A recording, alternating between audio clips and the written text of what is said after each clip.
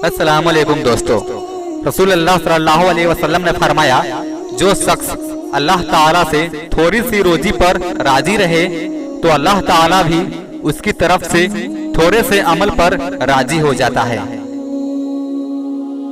रसूलुल्लाह सल्लल्लाहु अलैहि वसल्लम ने फरमाया, अल्लाह ताला और उसके फरिश्ते पहली सफ वालों पर रहमत भेजते हैं और मुअज्जिन के बुलंद आवाज के बकदर उसकी मगफिरत कर दी जाती है।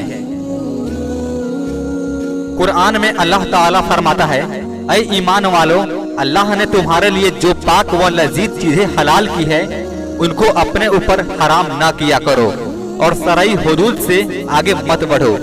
बेशक अल्लाह ताला हद से आगे बढ़ने वालों को पसंद नहीं करता। रसूलुल्लाह सल्लल्लाहु अलैहि वसल्लम ने फरमाया, जो शख्स मेरी उम्मत की किसी छोटी या बड़ी जमात का जिम्मेदार बने फिर उनके दरमियान अदल व इंसाफ न करे तो अल्लाह ताला उसको औंधे मुंह जहन्नम में डाल देगा।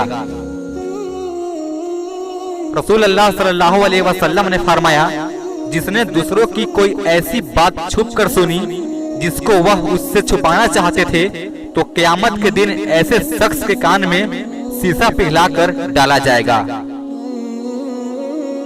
रसूलुल्लाह सल्लल्लाहु अलैहि वसल्लम ने फरमाया, तुम अल्लाह ताला से ऐसी हालत में दुआ किया करो कि तुम्हें काबुलियत का पूरा यकीन हो और यह जान रखो कि अल्लाह ताला गफलत से भरे दिल की दुआ कबूल नहीं करता। अल्लाह ताला हम लोगों को नेक राह पर चलने की तौफीक अता फरमाए। आमीन।